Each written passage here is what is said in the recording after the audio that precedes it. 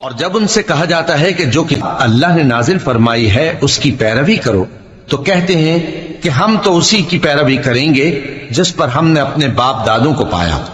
भला अगरचे शैतान उनको दोज़ख के अजाब की तरफ बुलाता हो तब भी।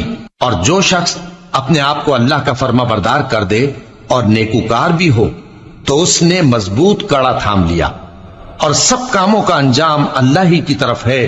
और जो कुफ्र करे तो उसका कुफ्र तुम्हें गमनाक ना कर दे। उनको हमारी तरफ लौट कर आना है, फिर जो काम वो किया करते थे हम उनको जता देंगे।